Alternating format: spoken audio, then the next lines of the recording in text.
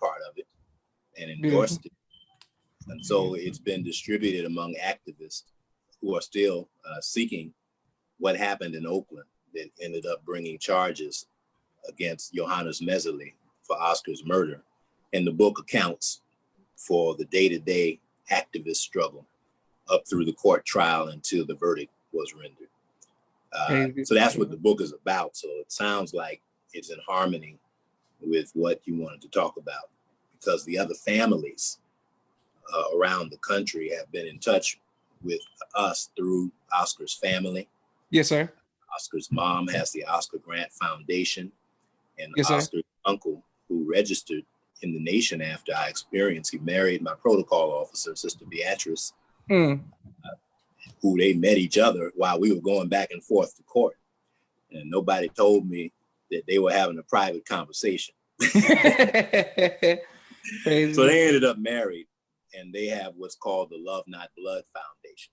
And between those two foundations, nearly every incident, such as what just happened with our brother, Floyd, George Floyd, yes, their families have been in touch with Oscar's family.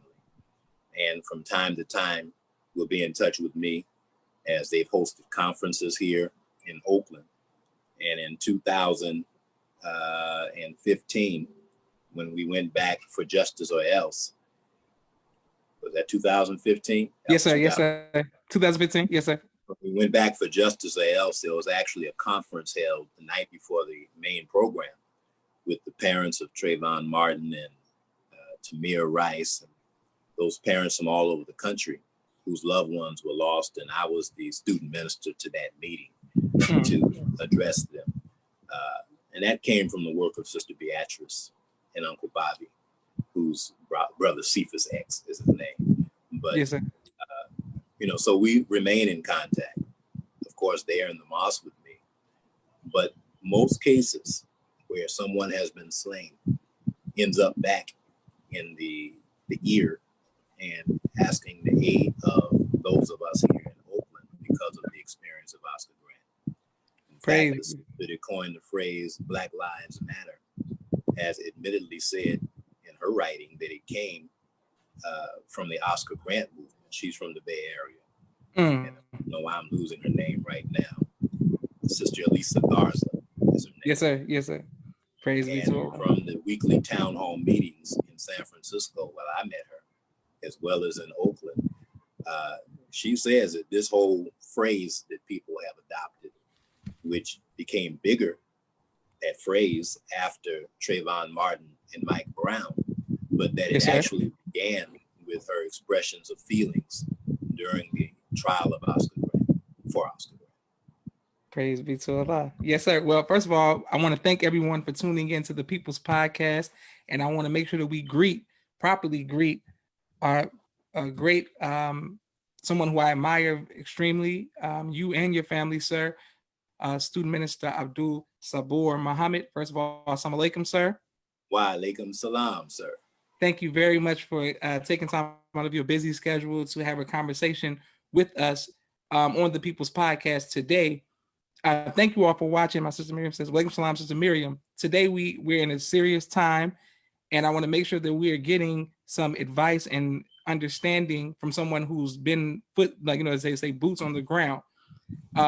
What is this? What are the steps that you took with Oscar Grant that maybe some others can take dealing when any situation like of injustice comes up? Well, first and foremost, we're human beings and we're followers of the Honorable Elijah Muhammad.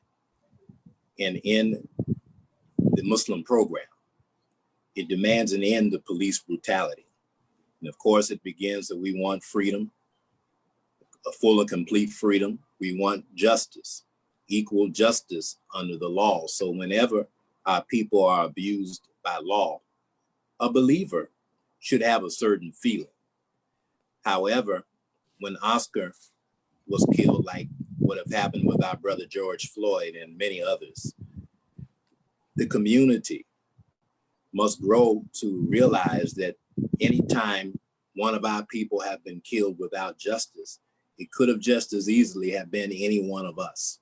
Or as said in church, many times, except for the grace of God, there go I. Well, what happened in Oscar's case was first he was killed and we didn't have great information about it.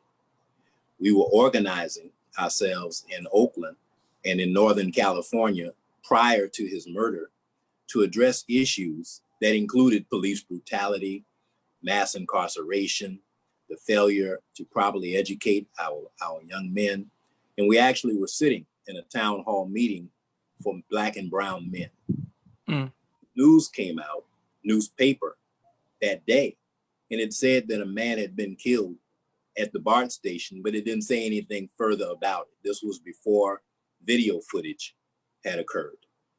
That night, the video hit the television. We had a town hall that day, but when it hit the television that night, my phone began to ring of community supporters and believers saying, you need to get home and watch the news. And of course, eventually I did. But at some point that night, student minister Abdul Rashidullah Muhammad, who is at that time was known as Christopher Muhammad.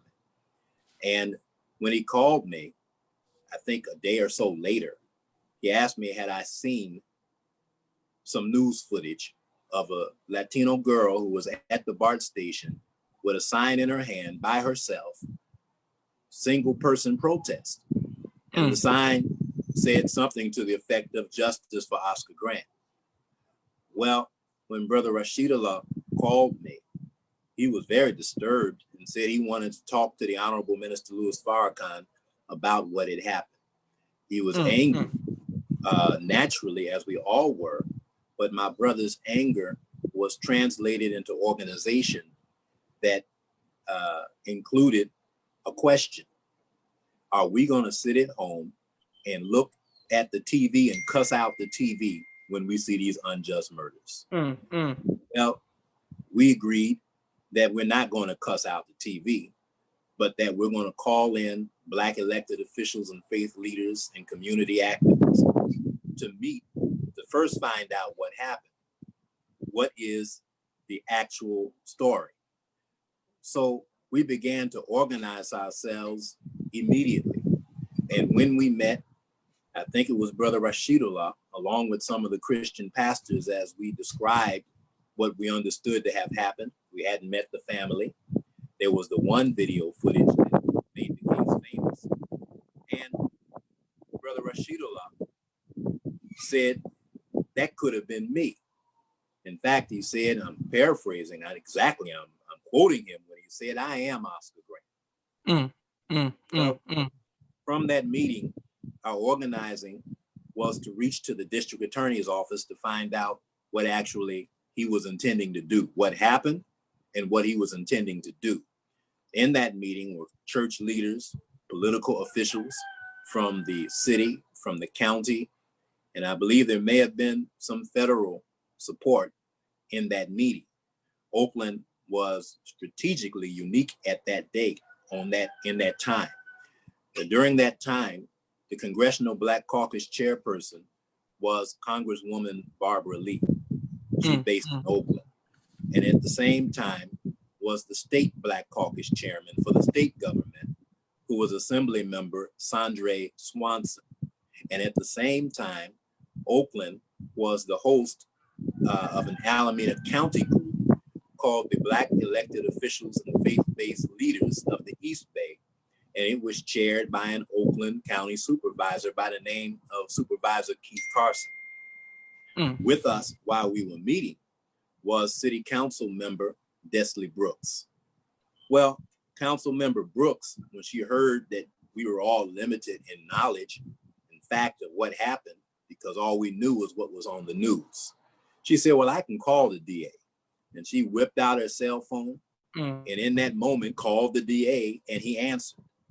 She told him that we were sitting there, about 25 of us, and we wanted information about the case and wanted to meet with him.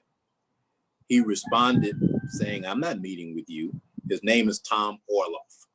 This man had been district attorney since Huey Newton led the Black Panther Party because he prosecuted Huey Newton in the 70s. So he'd been there a long time. This was 2009.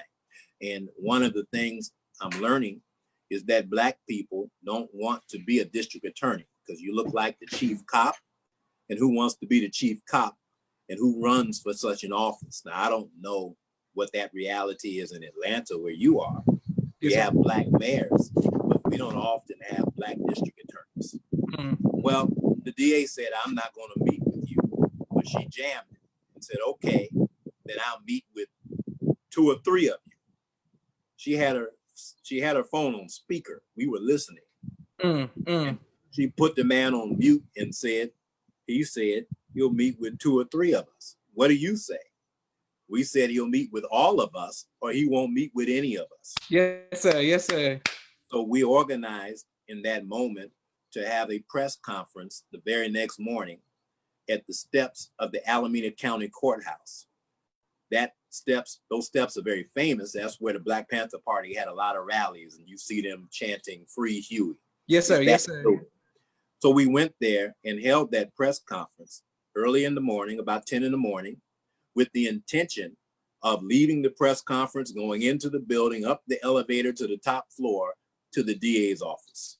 Since he wouldn't meet us in a reasonable way, he wouldn't agree to meet with us, we determined that we were going to force a meeting in his office or at his office. So we went up to his office, about 100 of us at that time. And of course, he knew we were out there because this was now all over TV. When we got up to his lobby, the staff was frightened. The Black ones knew why we were there. And we told him what we wanted, told them what we wanted. He said, well, hold on. He said he will meet with a couple of you. At that point, it wasn't me. It was Oakland's biggest Black pastor, the legendary J. Alfred Smith Sr. from the Allen Temple Baptist Church. He probably presided over Huey Newton's funeral. He's been around for that kind of time. He's a great Black man. The minister loves him, and he loves the minister. Well, he wouldn't meet until the county supervisor, who I mentioned is a friend of ours named Keith Carson, came to the meeting. Keith Carson was chairing the critical budget hearing for the county. But when the DA called him and told him that we were in the lobby, can you, in essence, come help me with them? Well, Supervisor Carson, my brother, our namesake as Keith, and he left the budget hearing while the county was in a budget crisis to come into the need and see to the need of the DA. However, he's our brother. We work together all the time. And when he got off the elevator, before he went to see the DA, he came to me and said, the DA just called me about this meeting. What's going on? What is it that you want? So he, along with Pastor Smith, went in to see the DA to begin to tell the DA what we wanted, but they weren't fully equipped with knowledge, nor were they leading this movement. So they compelled the DA to invite me into that room. Yes, sir. And when we arrived there, as the law would have it, the DA didn't want to talk to the Muslim minister, the youngest of the group. And, you know, another aside is when I came in to the ministry, Brother Minister Rasul and I were the youngest ministers in the Nation of Islam. So when I arrived in Oakland, many saw me like a youth minister in Los Angeles because I organized college students, as Brother Salih does a much better job of it than I did. But he's doing that, which I was doing when I was a college student. Now, when I came into this room, the DA didn't want to talk to me. But when he asked the question, Pastor Smith and County Supervisor Carson deferred all answers to me. The DA attempted to say that I'm asking you.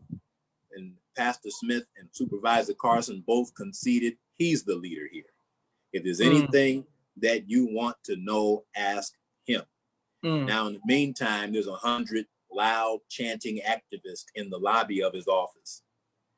We agreed with some convincing of the DA that he would meet our entire group. His first response was, I'm not going out there with those, in essence, those crazy protesters. Yes, sir.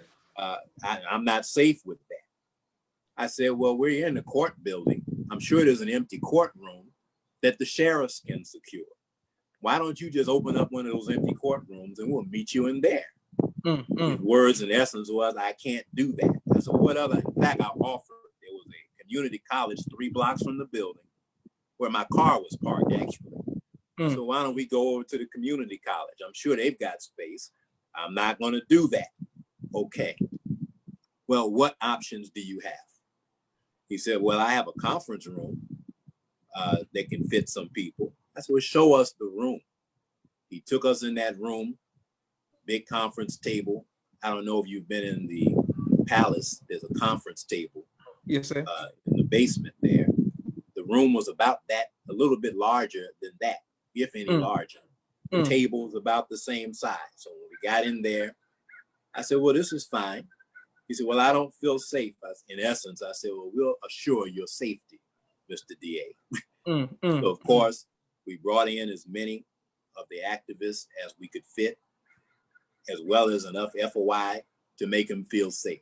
He was surrounded in his conference room by activists. And Brother Joshua, one of the beauties of this was there were youth in that room. In the Nation of Islam, we brought the school with us, those that were old enough, we felt, to travel with us into some political activity. Our current director of MUI in Detroit is pictured as one of the youth that we took, that's Sister Khalida Muhammad. She's married to Brother Jalil. He came and stole her from Oakland. Detroit. She and Brother Salih graduated MUI the same year. They both went to UC Berkeley. They both graduated at UC Berkeley in 4 years, and they both had moved on to be MUI directors in other cities. So we're very proud of their work. But I'm very pleased to say that we were able to take our students to give them real political education. Well, that meeting produced a list of demands for the DA. It enlightened us to, in essence, the secret relationship between police and district attorneys. This is why when George Floyd was murdered, it took time for them to actually bring about the arrest of the demon that choked him out. And time still is elapsing as the other officers that helped to kill him and didn't do anything to prevent a murder remain at large and remain, to my knowledge in this moment, uncharged. Yes, sir. Well, when we began talking to the DA, he told us that there's a relationship, which means that when a police officer commits such a crime, they go through another set of protocols. In fact, they said that whenever a police officer in Alameda County shoots somebody, that there's a special investigation conducted not only by the police department, but by the district attorney's office. But because of their unique relationship, that generally means and meant all the way up to the Oscar Grant case, that no police officer in the state of California had ever been charged with murder on duty until the Oscar Grant case. So as we were jamming the DA, and most of it is on record, by the way, on YouTube. Yes, I don't know how to direct you to it initially, fully, but if you went Oscar Grant, Davy D, who was the recorder. Davy D is a hip hop journalist legend who came out of New York, who ended up in Bay Area radio, who has great love and respect for the Honorable Minister Louis Farrakhan, and all the great hip hop artists know him. He was in the room with a camcorder. And because it's public property, no one could tell him you cannot record. In fact, about it, we wouldn't have a case for George Floyd, nor would there have been a case for Oscar Grant were it not for public record. Law enforcement did not turn over their records until it was demanded in court. What made Oscar Grant's case what it became was a passenger on the train named Karina Vargas not only recorded what happened to Oscar, but she wouldn't give it to the police. She gave it to the press because she didn't trust the police. And there were other recorders that were there. I think there were about 30 different videos of the murder of Oscar Grant, but just a handful made it into court, many of which were controlled by passengers. I'll never forget one brother who recorded Oscar Grant's murder, but when he got in trial in the preliminary hearings, how this brother broke down and cried because when the passengers stayed on the train, Oscar and his friends who were forced to watch his murder, they were taken off the train, and the BART police ordered the train to seal the doors and move the train to the next stations. The passengers aboard those trains that recorded his murder were then being looked for by BART police. So when the brother got off the train a few stations down the line, he's looking at his cell phone about to look at what he recorded. And while he was doing that, BART police detained him, brought him to the BART police office in the San Leandro or Bayfair station, and jammed him and confiscated his phone. So he never again saw the footage that he captured of the murder of Oscar Grant until he got into court.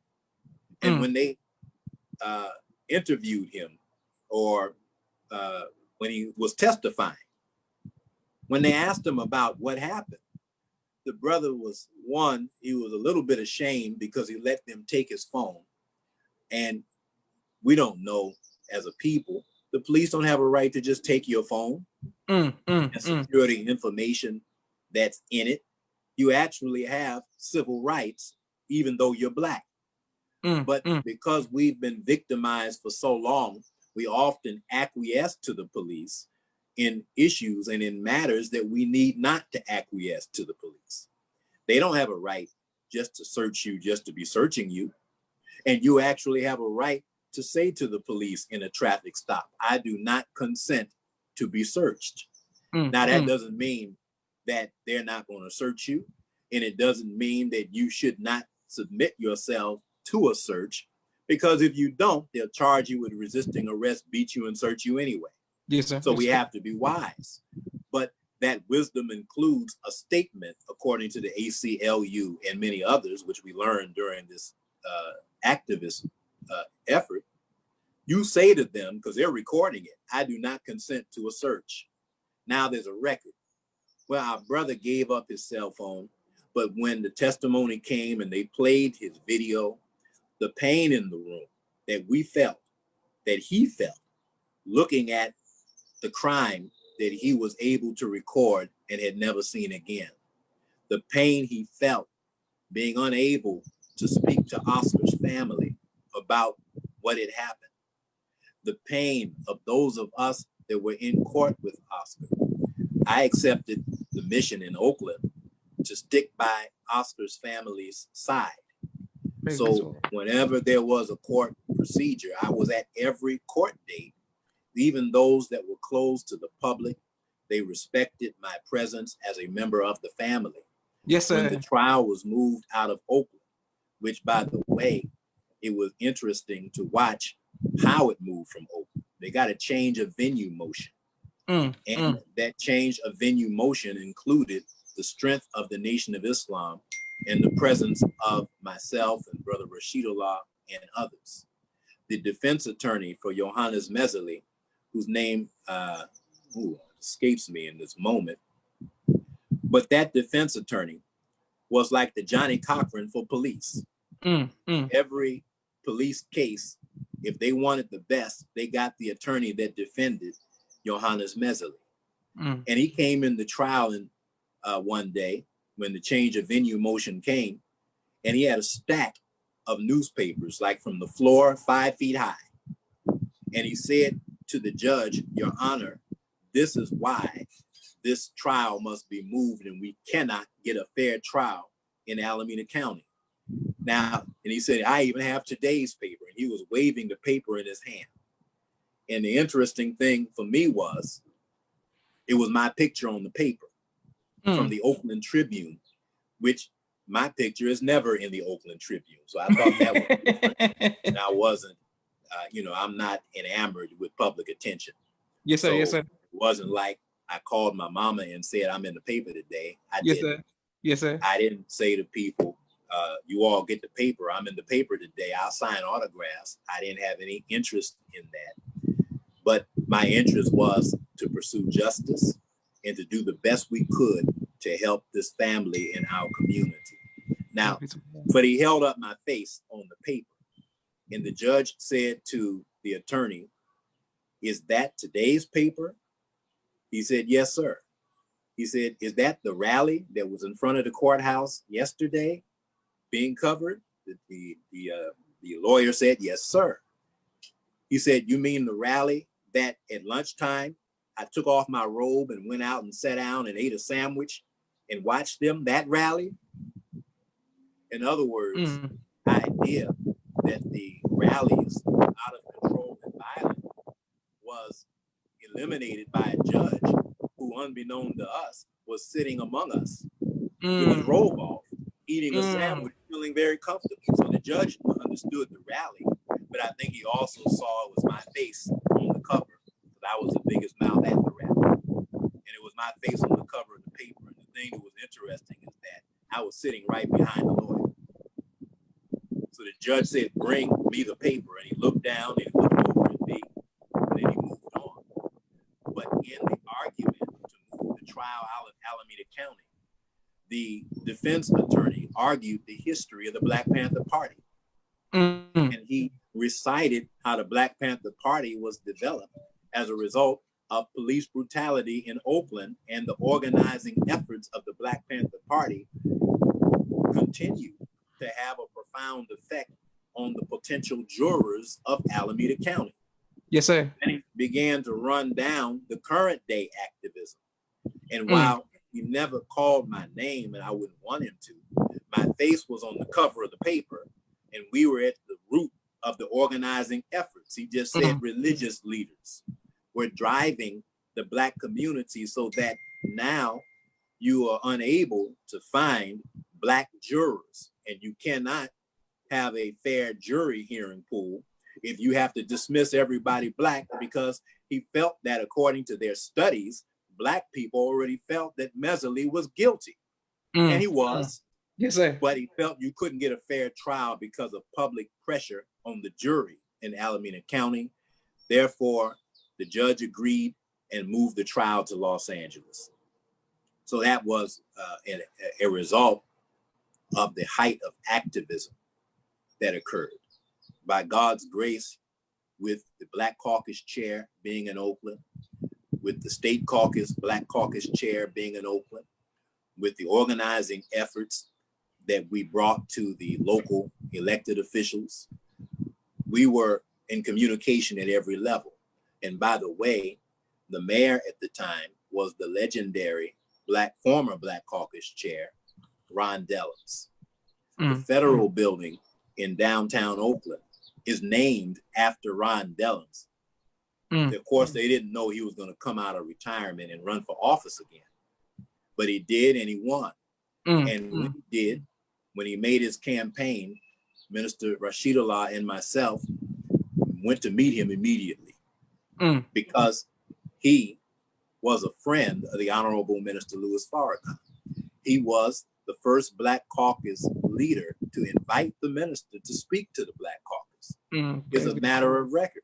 Yes, and sir. he went on to share with us how, when he introduced to the minister to the caucus, that he was in tears. Now, I have not seen, I don't believe that footage. I would like to check with the final call of some of our record keepers to see who has it. But it was a historic meeting for the minister, and it was a historic meeting for Ron Dellums. So we helped Dellums with his campaign. And in our helping him with his campaign, ahead of Oscar Grant's killing, we actually had a political rally inside the mosque that featured Barbara Lee, Ron Dellums, yes, sir. Yes, sir. Carson, Desley Brooks, and Sandra Swanson, and other Black candidates for office. That was historic. And we went out that day corner to corner and door to door to help gain votes for these Black elected officials. And most of them won office. And so there was a level of activism that gave strength to our voice, to the city at that time. And of course, while we certainly gained the respect of the political apparatus, there was something else happening here. Any and every FOI and MGT come right out of the streets from every walk of life. So not only did we have the respect of the political apparatus of Oakland, we were blessed to find the respect of the people on the street. Yes, sir. Then when you combine that with, as soon as this happened, we were backed by the Honorable Minister Louis Farrakhan. He entrusted Brother Rashidullah, who then entrusted me, that we would organize as best we could. The minister asked us to do the best we could, and that's what we did. And from time to time, we would call on him to secure that the thing that we were doing was the right thing to do. At a certain point, he told us in words, call on God and go do it. You know what to do. You know this case, he said to me, better than anybody else. I didn't know how to take that at the time, but I accepted it. But years later, when the movie Fruitvale Station came out, they released it first to Black high school students in the East Bay in the city of Berkeley. I had a class in a public school program that I worked in called the African American Male Achievement Program. It was the first Black male program in school district history. And I was a teacher at a high school up the street from the mosque for an hour or two a day. And we took those students on a field trip to see the movie. When we get there, Oscar's family attorney that helped them win the lawsuit, John Burris's office, is on a panel discussion with others about the case and the activism. So when the students began peppering them with questions, one of the attorneys stopped and said, you know, I hear your questions, but that brother over there is who you should be talking to. Now, I wasn't there on behalf of the mosque. I was a public school teacher in the African American Male Achievement Program. And that's only to say that by Allah's grace, that our activism was recognized. We had to gain the respect of the lawyer. Yes, sir. Yes, sir. The lawyer didn't really want his clients involved in this public activism. It doesn't always speak well when you're trying to get the sympathy of a jury and the respect of the court procedure if the family is apparently, quote, irresponsible or too revolutionary. One of the things that we helped the family with in the early days when Oakland went up aflame, as are many cities right now, yes, sir, was to show them how to avoid being used by the media. That is to say, all of them, when it gets hot in those cities, find a microphone in their face that they didn't ask for and being demanded to make an appeal for peace when they didn't break the peace. I remember the minister saying when he was asked to intervene in some of these kinds of incidents, he said, I'm not a fireman. Don't call me to put out the fire. So we said to the families, look, it's not your responsibility to keep peace in Oakland. You are here to ensure justice in your sons, your nephews, and Oscar Grant's case. Yes, Don't sir. allow them to press a microphone in your face so you make the appeal for peace and you look like, unfortunately, may Allah be pleased with Rodney King. But it hurt to watch him, hurt me, to watch him when LA went aflame in 92, cry out, can't we all get along? So I had to say to Oscar's mom and uncle and others, and we had weekly town hall meetings, so we were well versed in the case. We educated the community and the activists as thoroughly as we knew how to. Yes, sir. In the case. And the last thing we wanted to hear or see were members of Oscar's family being pressed to cry out for peace. In fact, about it, when we were in Los Angeles for the trial, Congresswoman Lee and Mayor Dellums, I never got so many calls from elected officials of that nature until we were in LA for the trial. They were worried that if the verdict didn't go as predicted or as hoped, that Oakland would go up in flames again. Well, I made a statement on a radio show while we were there on Pacifica Radio in the Bay Area. And I was asked, what do you think about these out-of-town people, meaning activists, white people, anarchists, socialists, whoever they appeared to be, that they were accusing of causing the violence in downtown Oakland. Well, I say, well, I don't know first who's doing these things. That's the duty of the police department. However, it's not uncommon for people to travel in pursuit of justice. And then I quoted Martin Luther King, that injustice anywhere is a threat to justice everywhere. That's how Dr. King got involved with Rosa Parks. He wasn't from Alabama. He's from Georgia, with you.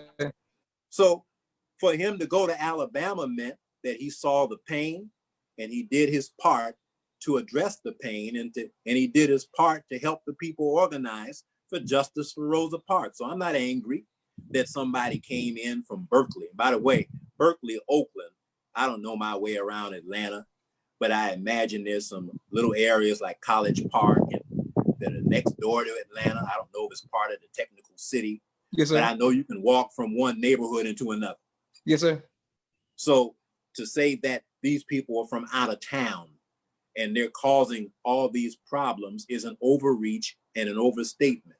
It was then, and it probably is now. How do they know where these people have come from if they've not arrested them, tried them, convicted them in court, and determined that they came from some other place to cause an insurrection? No, you're looking at the anger of the people of God that have been offended by violation of life of a man of God in our brother George Floyd.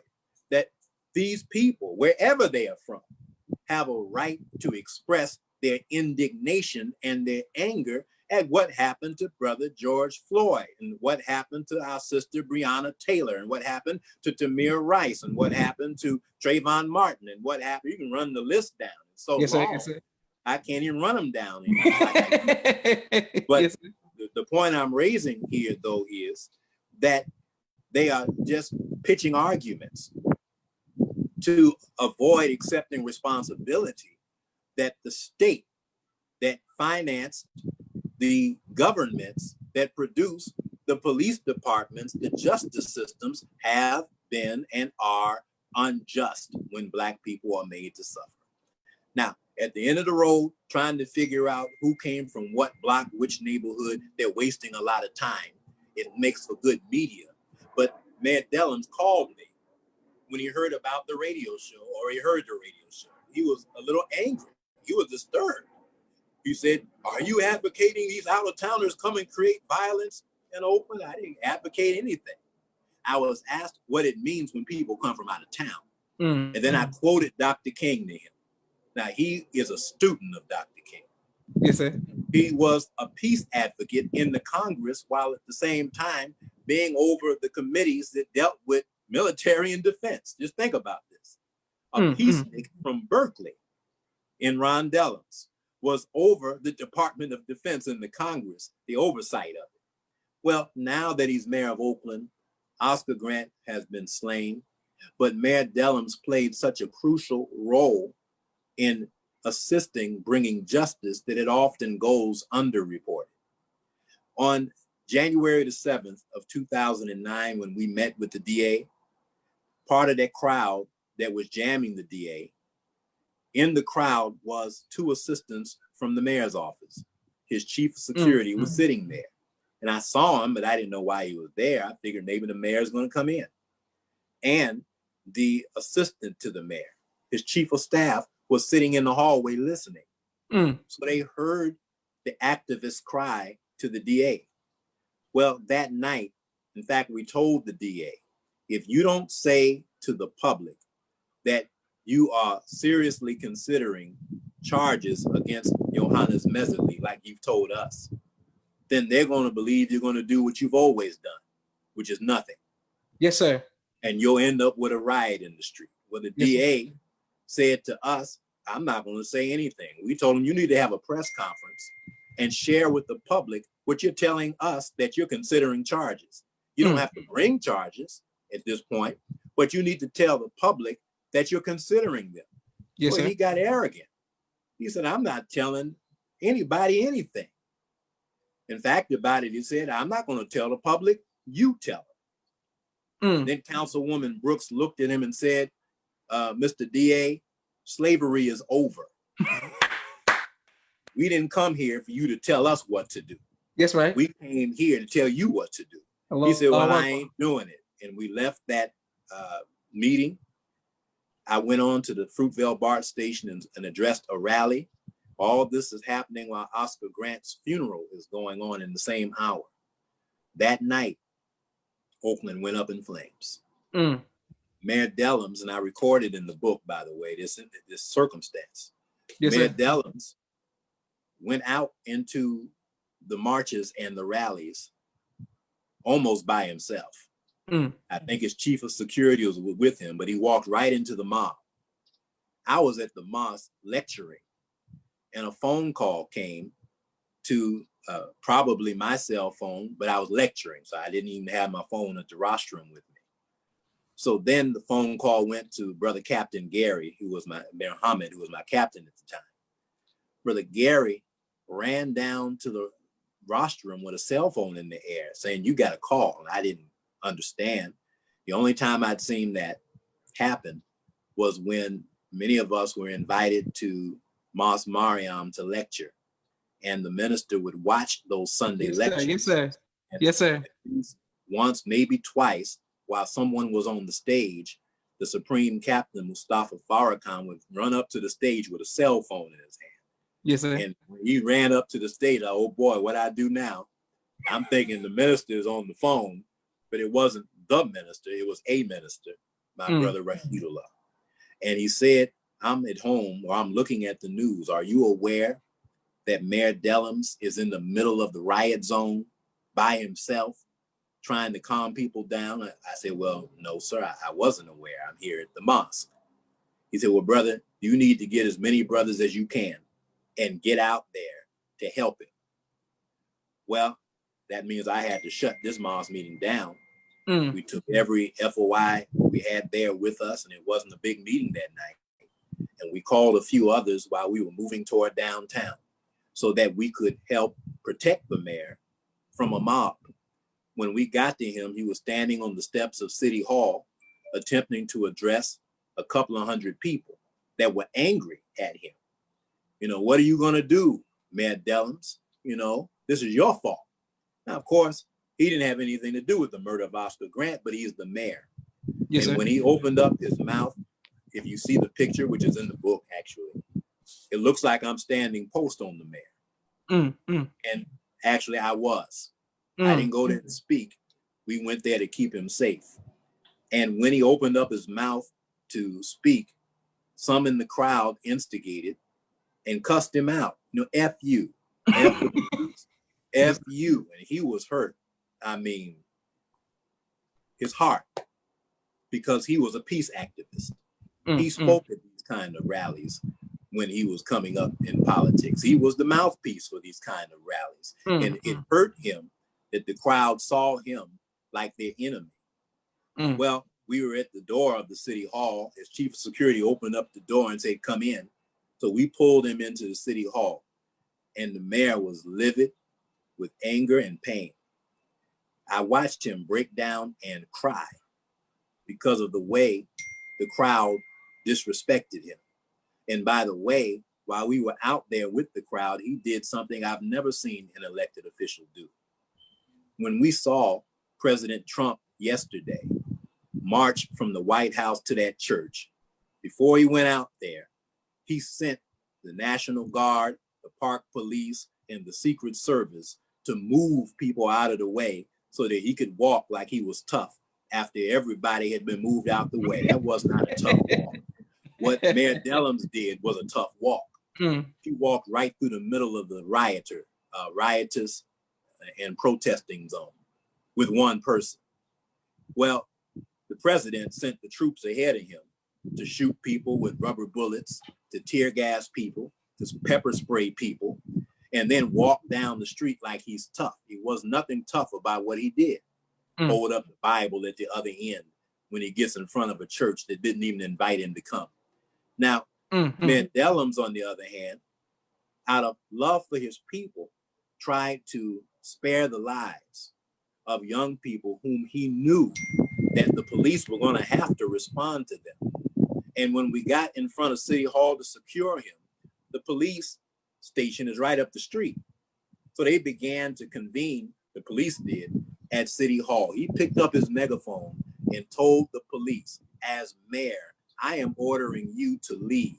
Get away from me. Leave me with the people. Well, the mayor certainly had my respect for taking and making such a bold directive. And they backed off and they left Mayor Dellums in the hands of the people to be secured by the FOI. Well, when he came in and he was hurt by their disregard and disrespect of him, and he cried. I said, oh, Mr. Mayor, they're not cussing you out. They're cussing the system out. I told him that these young people probably don't even know you. They don't know of your history.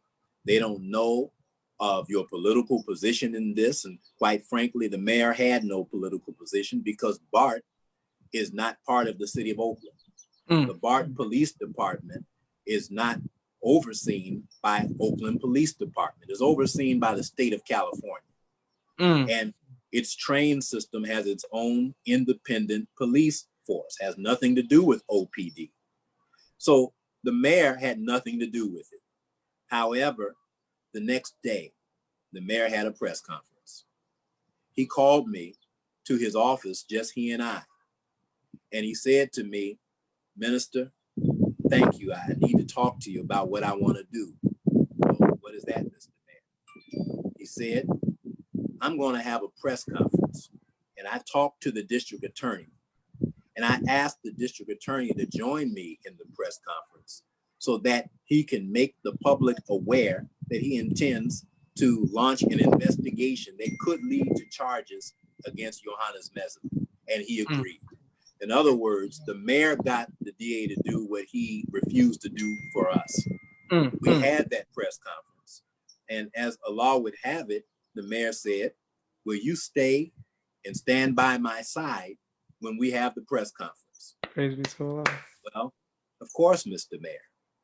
But when we get to the press conference, he starts the press conference and there's no community activist or, street folk in the press conference. This is all city officials, police officials, DA's office having a press conference. Yes, sir. When I get to the press conference, the mayor's secretary, Marisol Lopez, comes to me and says, the mayor wants you to speak on behalf of the community. I'm sorry, I didn't come to speak. Well, the mayor wants you to speak. Yes, sir. Yes, sir. Well, yes, ma'am. Because I'm a soldier in the army of God, like you are. Yes, sir. I didn't get excited to be in a press conference. I made a phone call up the chain of command to Brother Rashidullah. And I don't recall if he made a reach to Chicago for approval for me to step out into this environment. But I was given the approval and I went in ahead and spoke at that press conference on behalf of the activists and the people of the city of Oakland to support these charges against Johannes Mesler. A week later, Johannes Mesler was arrested. So by God's grace, we played an important role. However, we didn't trust the DA because we had to force him to that position. So in our weekly town hall meetings, which were really the brainchild of student minister Christopher Muhammad, Rashidullah, because we had earlier political engagement with the then Attorney General and Governor Jerry Brown when a huge raid occurred in Oakland where 400 cops and military vehicles raided the West Oakland Acorn housing project. This is Oakland's biggest housing project. They claimed they were after 50, or they arrested 50 young black men who they claimed were a notorious gang. And in his press conference, when they were arrested, they were identified in the same language the president used yesterday. He called them domestic terrorists. Well, Jerry Brown is an old liberal, very much like Ron Delos. When we heard him say that, we said, that's not like Jerry Brown to call these young people domestic terrorists. So we challenged him. We had a press conference in front of the housing project with religious leaders, community activists, political leaders, this is before Oscar Grant, to jam Jerry Brown for that expression. Yes, sir. Well, a few days later, we were sitting in the state building with Mayor, or pardon me, he's been many offices, Mayor, Attorney General, and Governor for 4 terms in California. His father was governor that launched the attacks against the Black Panther Party. So we understood the history of Jerry Brown. Yes, but sir. He had a liberal leaning in his political view. When he was not in political office, when talking about mass incarceration, he said, well, mass incarceration is not because of crime. He said mass incarceration is a result of the failure of capitalism. He said it in public radio. He said it to the New York Times. So when he came and raided the Acorn with 13 agencies of law enforcement from the Bay Area, we put his own words in front of him. Why are you contributing to mass incarceration? We met him privately. And he said to us, well, I want to be governor again. And consequently, pardon me, I have to appease political forces in the state of California. And the strongest political bloc in the state of California is actually the prison guard union and the police union. He was pandering to them. But then he said to us, however, if you can produce a force that is greater than these forces, then I'll listen to you. So Brother Rashidullah took the lesson. Oh, we need to create a political force. Now, he didn't have to create the lesson. The Honorable Minister Louis Farr kind of already said it, that we need to create a third political force. I know, yes, sir. You might remember Millions More Movement. Yes, sir. It is all in the same time block. So we went to create that force by hosting town hall meetings to address the issues of our largest concern. In San Francisco, that would be the toxic poisoning of our children at Muhammad University, and a complete community that was exposed to asbestos by housing developers when they dug up the asbestos-laden rock of San Francisco, which is right next door to the Muhammad University, which is in the middle of a housing project. They didn't tell the community that it was being exposed to asbestos, which if you study it, it's deadly. You can tune in to CNN on any given day and see some lawyers having a commercial about the disease that asbestos produces in people who live in housing or who work in environments that causes cancer. It's called mesothelioma. Have you been exposed to asbestos? Yes, sir. Yes, sir. Yes, sir. They do this all the time. Well, that happened to a whole community. Gavin Newsom, who's now the governor, and then was the mayor of San Francisco, and now is the darling child of governors, along with the governor of New York addressing the pandemic. He didn't do anything to protect the people. The people were not protected by the city.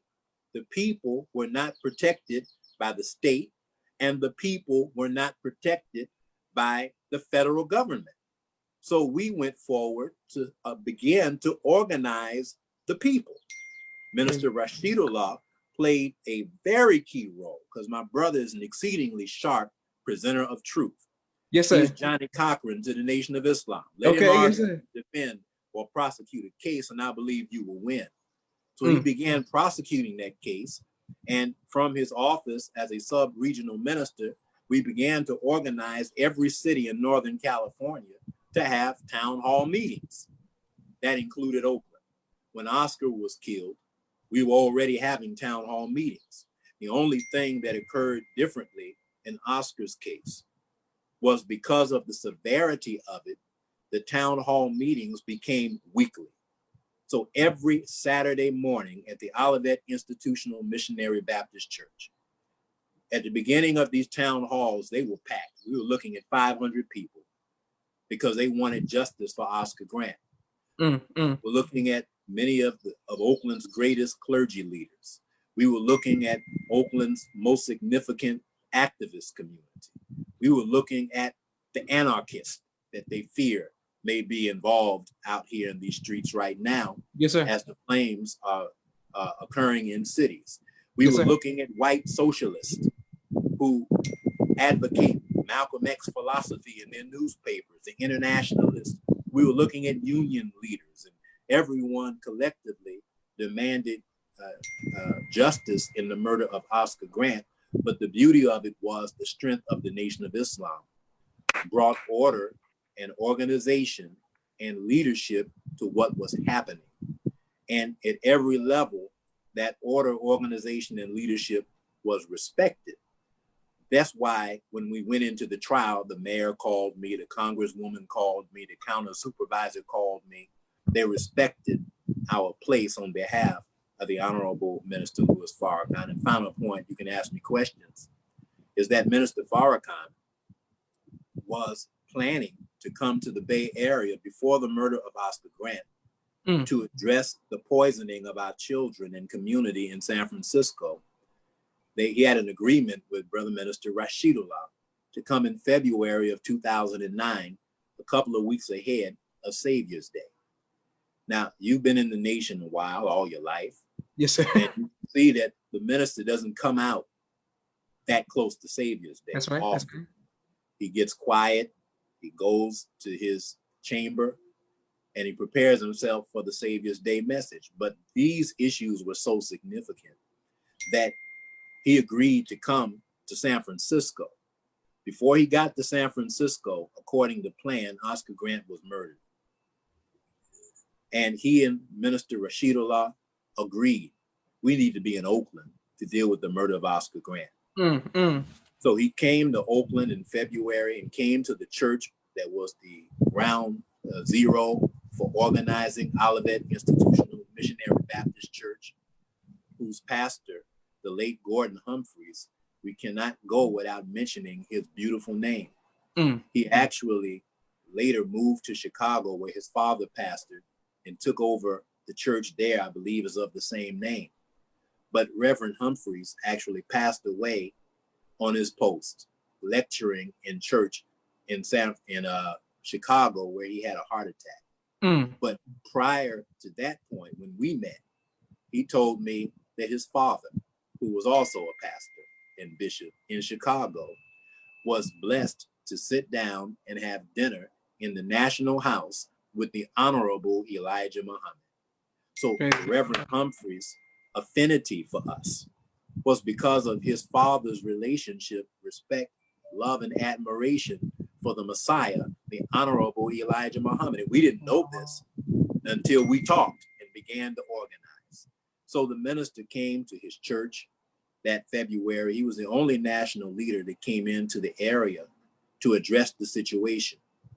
We were just getting acquainted with the family, so they weren't fully engaged with us yet at that time. So the minister was not able to meet Wanda, Oscar's mom, at that time, but certainly Wanda was in his heart.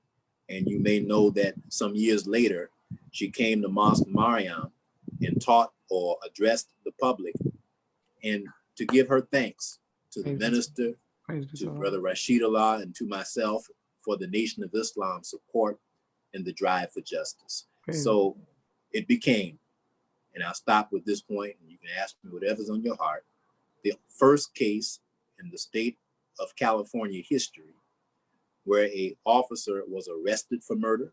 Yes, sir. It was the first case, obviously, that was tried for murder. And it was the first case that was convicted for murder. And while we were not pleased with the sentencing, which saw Johannes Messerly only did about 11 months of jail time. And they never sent him to state prison. They kept him under luxury protective spaces in the LA County jail because they knew had he been released into circulation, he might face our favorite brothers, Pookie and Ray Ray. Allah Akbar. Waiting on an opportunity Yes, to get sir. at a cop that shoots a black man who's lying face down on a train track. So Mesley, in that conviction, the minister said to me with the sentencing, don't be too disappointed with how he is sentenced. He said to get that judge to do right would be like getting water out of a stone. And when we went into the courtroom, the judge lamented that this officer was found guilty. I've never seen a judge do this. When they find us guilty, they may as well be jumping for joy. Oh, get that nigga life. Pardon me. With Mesley, we came in the courtroom and he was like this. And the judge looked up when it came time to speak and said, I'm troubled. I'm troubled because this officer was found guilty not only of manslaughter, but he was also found guilty of the use of a weapon. Now, in California law, that manslaughter doesn't carry because it was involuntary manslaughter. That's the lowest level of murder charge that someone can carry. Involuntary manslaughter alone, it's possible if a judge sees it fit that you can walk away and be on probation. The weapon charge was a guarantee of at least 10 or 15 years in prison.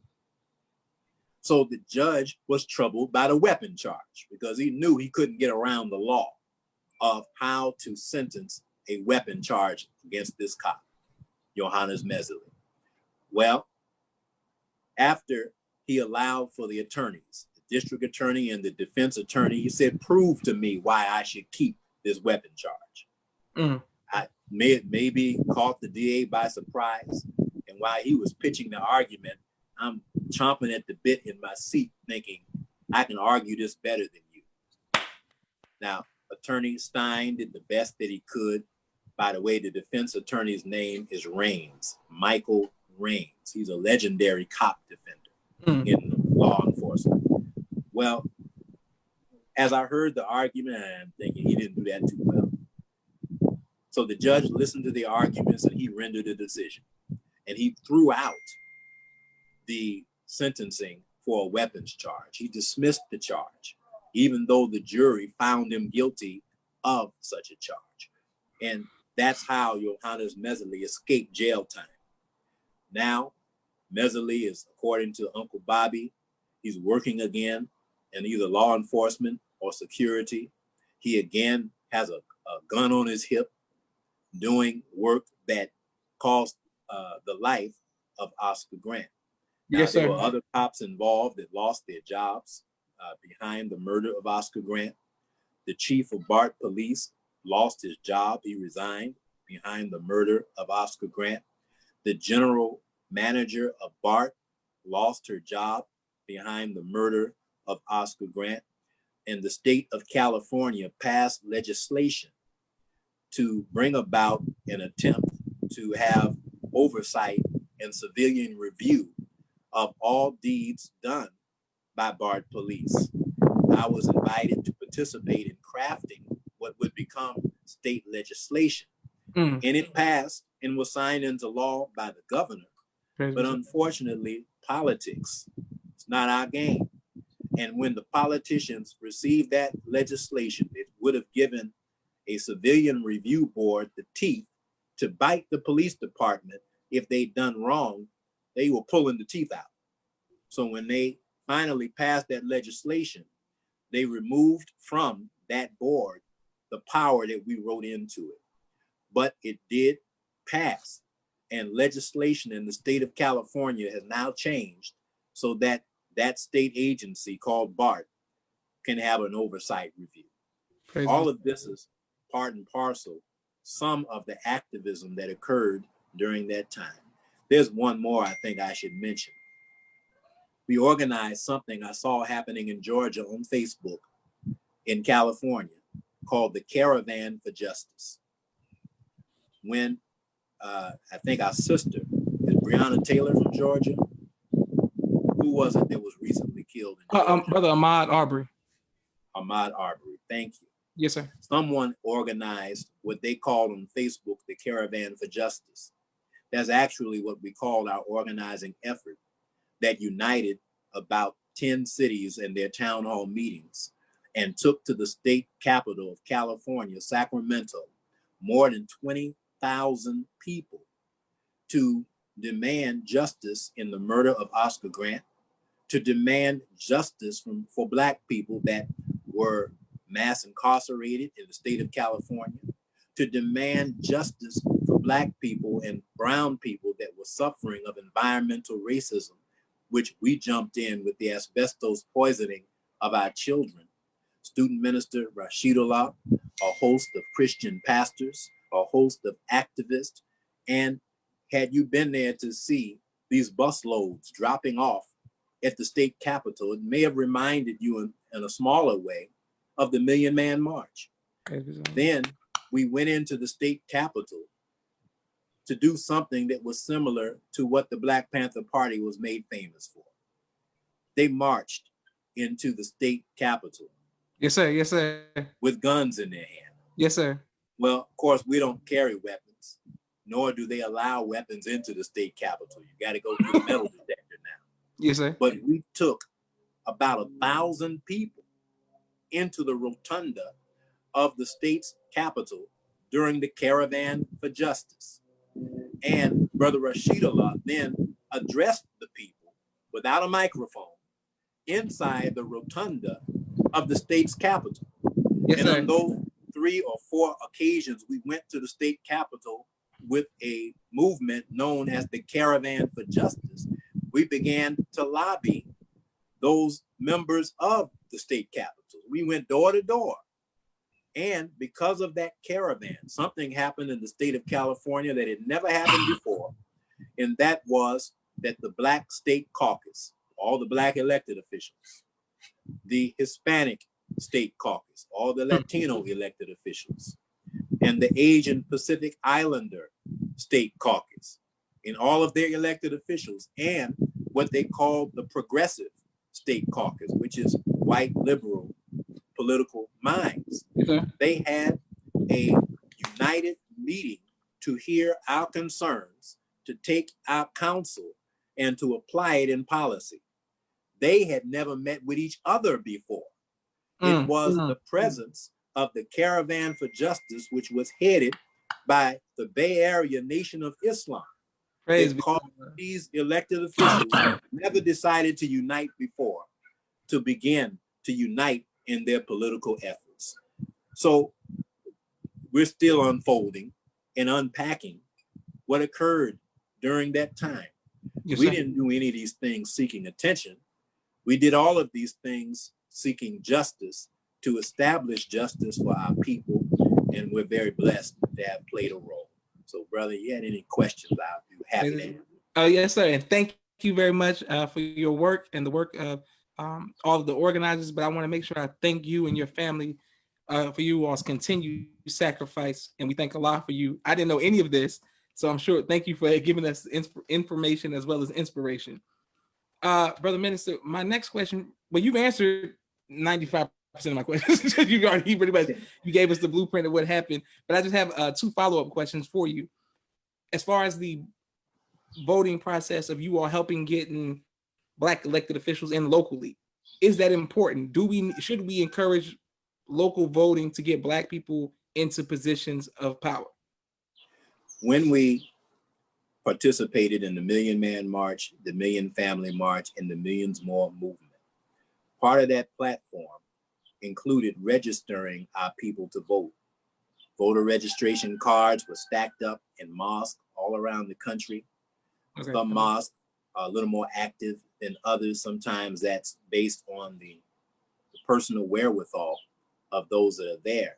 However, if as followers, we pay attention, all we have to do is follow instructions. I watch your father with great admiration, Brother Joshua. while he was supreme captain and even in his ministry.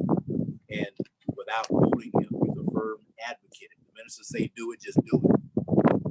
We don't have to understand it. If the minister says do it, just do it. Voter registration at one point was one of those things. Well, locally, just by participating, we bring to a political apparatus the strongest organizing effort that they can have. They wrestle to find volunteers to go door to door to introduce themselves to people. Well, we do it every weekend. Yes, sir. Yes, so sir. There's rarely a Saturday go by before the pandemic that there's not a handful or a larger group of FOI in a neighborhood meeting and greeting the people with the final call. It's nothing for us to say, oh, and while we are offering you this paper, do you mind registering to vote?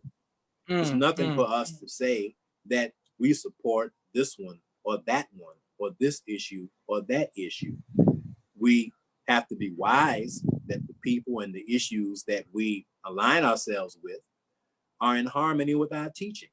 Yes, sir. Honorable Elijah Muhammad put it in Message to the Black Man that a Muslim politician is what you need. Yes, sir. Yes, sir. He also said that if they're unafraid to stand and fight for justice for our people, that we should stand with them.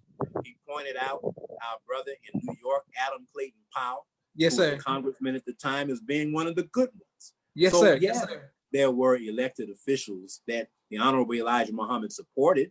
It didn't mean that he registered to vote and sent us out to vote.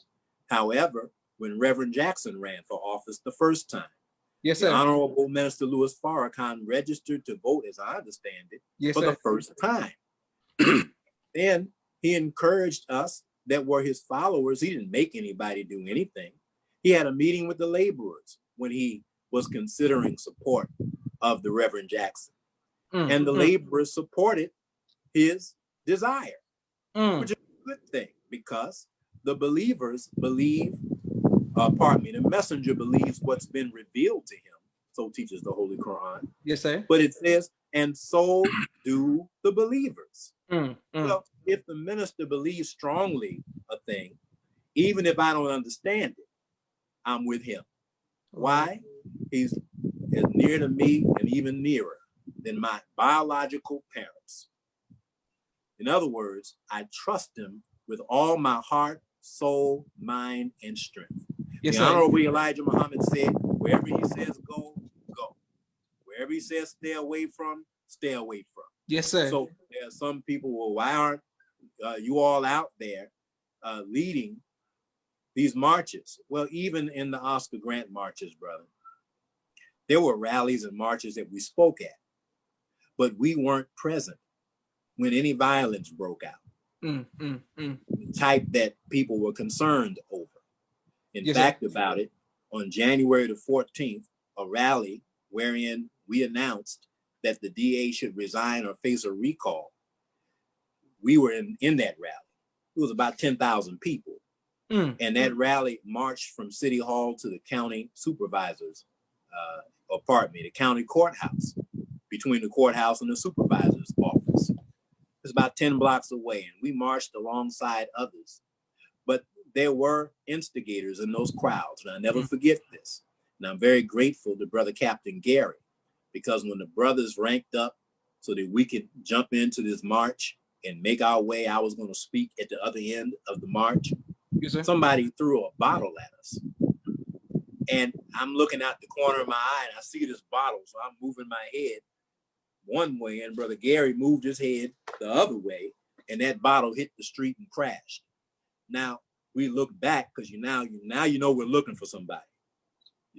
You're one of us. You already know why we're looking for somebody, because somebody is about to catch a few. Yes, sir. If we can catch up to them. But there were instigators in these crowds, black and white. There were infiltrators in these crowds, as they are right now. Yes, sir. Black, white, and other. There were police officers that are undercover. There were white supremacists in these crowds. I hate to say black or white, but we can still say that. So when we began the march, it was one thing to throw a bottle at Foot Locker or to bust a window at Walgreens, Yes, sir. who would throw a bottle at the Nation of Islam that knows us? And even if they don't know us, we walk with such way that you know we're not going to turn the other cheek. Allahu Akbar. Yes, sir. Who Yes, sir. would throw a bottle at a rank of FOI and think that they're going to survive it? Yes, sir. Yes, sir. So even our enemies have greater respect than that. So we to this day don't know who threw the bottle, but I'm thankful to Allah that I had a little spider sense. When I ducked to the right, ducked to the left, that intuition, and that bottle crashed, and we went on and spoke. But those riots that they called them, which were often instigated by police aggression of people, they never occurred until we left. So that day I spoke, and some point in the early evening, we went back to our homes, but the rally went on. These things usually happen late in the night when thousands of people have gone, and those that intend to do such things, and law enforcement that gets angry at night because they want to go home and feed their families. Yes, sir. Yes, sir. Become more irritable. And next thing you know, one thing leads to the next, and flames are burning down the cities. Whenever we were present, it was peaceful. The anarchists respected us. The socialists respected us. The Christian community wanted us there. They loved us and understood that our presence meant a measure of security. And I'll stop with this one. One of our great pastors is named Pastor Zachary Carey. He actually introduced the minister accidentally when he was at Olivet. I was supposed to introduce the minister. The pastor was on the mic and he got so excited. The minister was, and we laughed about this just the other day. When the pastor spoke, the minister fell in love with him immediately. And I didn't know until the other day, while we're in this pandemic and we talked to each other. After he introduced the minister and I sat down, the minister went to him. Or when I went to the mic, the minister went to him and thanked him and told him that if he had closed his eyes, that he never would have known that you weren't a Muslim minister. I didn't know the minister said that to him. But later, the minister said something similar to Brother Rashidullah and myself about Pastor Carey. Yes, sir. So yes, sir. There are Black preachers right now all over the country that are undercover Muslims. Yes, sir. Yes, sir. You know, and they can stay under the cover. They don't have to be out. But they love the Nation of Islam. There's another Christian preacher, I won't call his name out here today, but at one time he was a captain in the Nation of Islam. And when these incidents occur, he'll start bearing witness on my Facebook page. And you may not know he's a Christian pastor. You'll start reciting general orders and supreme wisdom. Yes, sir. Yes, sir. The Christian yes, sir. pastor. And go ahead, fruit. Then he'll type in, fruit is the best. Oh, brother, go ahead. I need to get you back in captaincy or something.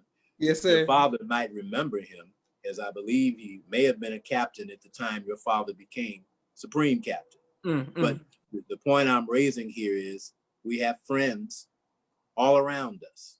And our work in the local cities, politically, socially, economically, but most importantly, in the work of resurrection, by degrees, those friends are revealed. We don't know who they are. We just do the work. Yes, sir. Yes, sir. When Allah is pleased, he reveals who he reveals. Yes, sir. So we are grateful to be involved with this work. And your questions. Well, I want to thank everyone for watching and viewing the People's Podcast. We're going to make sure we put this on YouTube this evening. Please like, share, subscribe. Brother Minister, Student Minister Abdul Sabur Muhammad did a great job of feeding us today. You answered my question, sir. I didn't even have to ask. You answered them. And thank you, sir. We needed this. And I want to make sure that people please share this so we can see the steps that it takes and all of the intricacies that you explained today that we weren't aware of, that it takes in order to justice. Brother, there's a little more. And I would make available to anybody that wants a copy. I will email you a PDF of Grant Justice. It's an academic style book. So every chapter ends with questions for students. to help organizers to learn. Sister Beatrice, who runs the Love Not Blood Foundation, along with her husband, Uncle Bobby, they Yes, sir. want me to print the book and sell the book. And I have done that in the early days of the publication, but quite frankly, finances is not my primary motivation. I want for those activists that are striving to build in their cities to take a look at the model of Oakland and what happened during that time. It's not the only way to do a thing, but it's something that was done that was successful. And if it can be of service, simply find me on Facebook and ask for the book. Yes, sir. Find me on Instagram and ask for the book. Give me your email address. I'll send it to you. If you like, you can make a donation to the Love Not Blood Foundation, the Oscar Grant Foundation, or to Muhammad Mosque, however you like to do it. But I will certainly send the books. I want the lessons that were learned in that fight to be of value and of service to anybody else that's watching. Praise be to Allah. Well, thank you very much, sir. Make sure we all support our brother minister, and let's get this information as students, especially those of us who are in college doing summer courses like myself, trying to knock out 4 classes at one time. We can always add more knowledge that can help us in it's a real sense right now. This is some tangible information that we need, so we won't be out here just moving off emotion and not a strategy. I want to thank you once again, sir. It's an honor that you would come on the People's Podcast. It means so much to me. I look forward to speaking to you in the future, inshallah. And I encourage your others to watch your family the way I do. And I want to make sure I give a special shout out to your son, Brother Jabril, for always being the connect to help me get to you and anything that I need and work we're doing before the pandemic, selling the final call and being a teacher, as well as Brother Salih doing the great work in Los Angeles. Running Miami University of Islam, following his father's footsteps. So I'm impressed with you all as a family. Praise be to Allah. I'm impressed with you and have been ever since I saw you on the bus trying to get to camp in Georgia. You and Brother Bay. So it's certainly. Oh, yes, sir, Brother Elijah. Yes, sir. Watch you all grow up. May Allah bless and keep you. Assalamu alaikum. Walaikum salam, sir.